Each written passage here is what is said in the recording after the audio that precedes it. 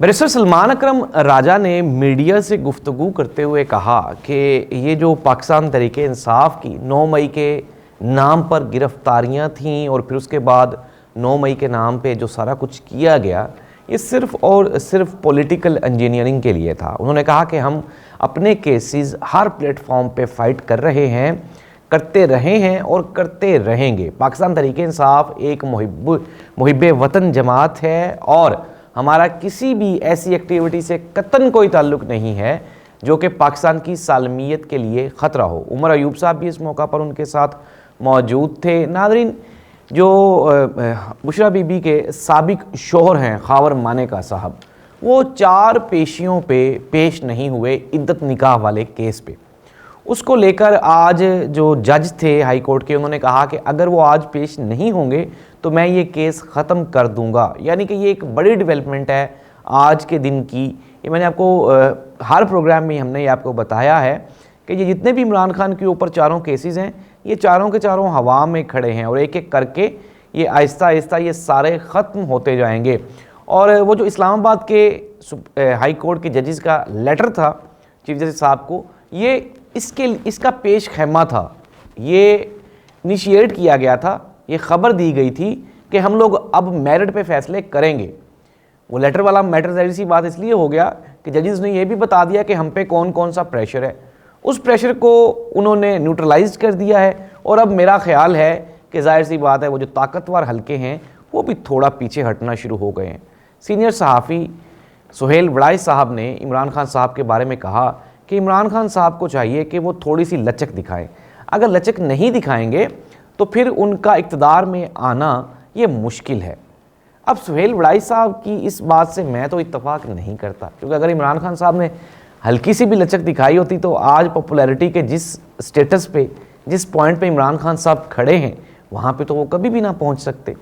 और फिर दूसरा इक़्तिदार की बात हुई तो जहाँ तक मेरा ख्याल है कि अगर इमरान खान ने इक़्तिदार ही लेना होता तो उसके लिए और भी काफ़ी सारे रास्ते थे। पंजाब KP असम्बलीज़ ही ना तोड़ते इमरान खान साहब, और इमरान खान साहब ने जो कौमी असम्बली से इस्तीफ़े दिए थे वही ना देते, और फिर उसके बाद जो रेजिस्टेंस इमरान खान की तरफ से शो की गई, अब नहीं इमरान खान की तरफ से कोई इस तरह की कोई पोजीशन नहीं बाकी बची कि जिसके तहत आप ये कह सकेंगे जी इमरान खान इक़्तिदार के लिए ये सारा कुछ कर रहे हैं। और अगर इमरान खान ने इक़्तिदार लेना ही होता तो 1 साल की जेल ये नामुमकिन सी बात है। अब इतनी लंबी जेल काट के अगर आप कहें कि इमरान खान का मकसद सिर्फ़ और सिर्फ हसूल इक़्तिदार ही है तो इमरान खान के बारे में ये ज़्यादती होगी, ये गलत अल्फाज होंगे। इमरान खान ने साबित किया है अपने डिटर्मिनेशन से कि उसका मकसद इक़्तिदार का हसूल नहीं है। अगर इक़्तिदार का हसूल होता तो इमरान खान 1 दिन की जेल के बाद डील कर लेता, 2 दिन की जेल के बाद डील कर लेता। खैर, ये मेरा सहाफ़ती तज्ज़िया है और 15 साल सहाफ़त का ये निचोड़ है कि इमरान खान हसूल इक़्तिदार के लिए नहीं लड़ रहा, बल्कि वो एक बड़े मकसद के लिए लड़ रहा है। और ये हमने देख भी लिया है कि इमरान खान की इसी रेजिस्टेंस ने इमरान खान को उसका हकीकी मुकाम, ये मैं नहीं कहता कि इमरान खान को कोई गलत जगह मिल गई है, इमरान खान डिज़र्व करता था इस पॉइंट के लिए, और यहाँ तक इमरान खान का पहुँचना ये कोई मोजज़ा नहीं है, ये कोई रातों रात की कोई करामात नहीं है, ये इमरान खान की डिटर्मिनेशन है और इमरान खान की मेहनत है। लाहौर हाई कोर्ट ने IG पंजाब को फवाद चौधरी के मामले पे टिकटॉकर करार दे दिया। उन्होंने कहा कि अगर फवाद चौधरी को इतना लंबा अरसा आपने जेल में रखा और किसी किस्म की कोई इन्वेस्टिगेशन नहीं की गई तो इतना अरसा क्यों रखा गया फवाद चौधरी साहब को जेल में।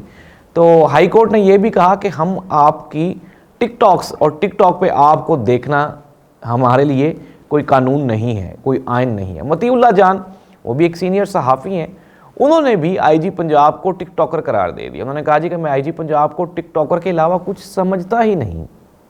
तो IG पंजाब साहब की सूरत में पंजाब पुलिस का ये जो टेन्योर रहा, ये जो गुज़श्ता 2-2.5 साल का, ये मैं ये कहता हूँ, देखें पंजाब पुलिस शुरू दिन से ही क्राइसिस का शिकार रही। एक ऐसा डिपार्टमेंट जिसके ऊपर शदीद दबाव है, क्योंकि अमन व अमान की तमाम तर सूरत हाल, तमाम तर ज़िम्मेदारी वो पंजाब पुलिस के ज़िम्मे होती है। पंजाब पुलिस वाले ऐसे सिस्टम में या ऐसे एनवायरनमेंट में रह रहे होते हैं, चोरों डाकुओं के साथ दिन रात का सिलसिला है, फिर उसके बाद बच्चे भी ख़तरे में हैं, घर भी खतरे में है और फिर सबसे बढ़ के अपना कैरियर भी खतरे में। अगर आप एक आम कांस्टेबल की आप उसकी लाइफ देखें तो आप एक आम किसी भी डिपार्टमेंट के बंदे के साथ जब उसको कंपेयर करेंगे तो उस बेचारे के पास फैसिलिटीज़ सिफर हैं, ज़ीरो हैं। अब ऐसी सूरत हाल में, इतनी महंगाई के दौर में, अगर उसके 3 बच्चे हैं, बच्चों की पढ़ाई लिखाई, बच्चों के यूनिफॉर्म्स, फिर अपने घर का बजट चलाना, ये एक आम सिपाही के बस की बात नहीं है आज की महंगाई के दौर में। होता क्या है फिर? देखिए, मैं बिल्कुल भी जस्टिफाई नहीं कर रहा रिश्वत को या फिर बदउनवानी को, लेकिन ये मैं मजबूरी बता रहा हूँ आपको। एक पुराने आरपीओ थे शारिक कमाल साहब, उनके साथ एक मरतबा मुलाकात हुई तो उन्होंने साहिवाल थाना में ये जिस तरह की अब बिल्डिंग्स बनी हैं, उन्होंने पहली बिल्डिंग बनवाई थी वहाँ पे ना, वो बहुत खूबसूरत बिल्डिंग बनी है, आरपीओ ऑफिस साहिवाल। तो हमने उनसे पूछा कि शारिक साहब इतने पैसे आपने खर्च कर दिए? उन्होंने कहा जी नकवी साहब कि ऐसा है कि ये जो हमारा सिपाही है, कांस्टेबल है, एसएचओ है, हवालदार है, जब ये टूटी फूटी गंदी जगह पे, गंदी बिल्डिंग में ये रहता है तो इसके अंदर फ्रस्ट्रेशन पैदा हो जाती है। उसी फ्रस्ट्रेशन को रिमूव करने के लिए हमने थाना कल्चर को तब्दील करने का फैसला किया और ये एक अच्छा मूव है, ये कोई बुरा मूव नहीं है, इनका भी राइट बनता है। देखें, अब फॉर एग्ज़ाम्पल सबसे बड़ी इस्लाम में जो मरकज़ है वो मस्जिद है। अगर हम अपने बचपन की मसाजिद को देखें तो बिल्कुल नॉर्मल सी आम सी मसाजिद होती थी। फिर उसके बाद क्या हुआ कि मसाजिद को ये कारपेटेड किया गया, एसीज़ लगाए गए, मार्बल लगाए गए, ठंडी हवाओं का इंतज़ाम किया गया। तो क्या ये कोई नेसेसिटी तो नहीं थी, लेकिन ये एक फैसिलिटेशन ज़रूर थी। इससे क्या होता है कि नमाजी, चूँकि अगर वो अच्छे इन्वायरमेंट में नमाज़ पढ़ रहा होता है तो उसका दिल भी वो आसानी से उस जगह पे लग जाता है, बजाय फिर घर पढ़ने के नमाज बंदा मस्जिद को प्रेफर करता है। सिमिलरली अगर जगह अच्छी होगी, हॉस्पिटल्स अच्छे बन गए हैं, स्कूल कॉलेजेस अच्छे बन रहे हैं, तो पुलिस वाला जो एक आम पुलिस वाला है उसका भी ये हक बनता है कि उसके भी हकूक़ की आवाज़ उठाई जाए। आम पुलिस वाले के साथ बहुत जुल्म हुआ है, चाहे वो सानहा बहावल नगर हो या फिर एक आम पुलिस वाले की आम जिंदगी हो, उसमें उस बेचारे के साथ बहुत ज़्यादतियाँ हुई हैं। कोई पावर नहीं है, कोई रेवेन्यू नहीं है, कोई एक्स्ट्रा काम नहीं कर सकता, और सबसे बढ़ के ये कोई 8 घंटे की ड्यूटी भी फिक्स नहीं है, 12-12 घंटे की ड्यूटी है, 24-24 घंटे की ड्यूटी। सैलरी कितनी है? 40,000 50,000 रुपये। क्या गुजारा होगा इसमें 24 घंटे ड्यूटी करने के बाद? तो फिर क्या करेंगे? फिर बदनवानी करेंगे।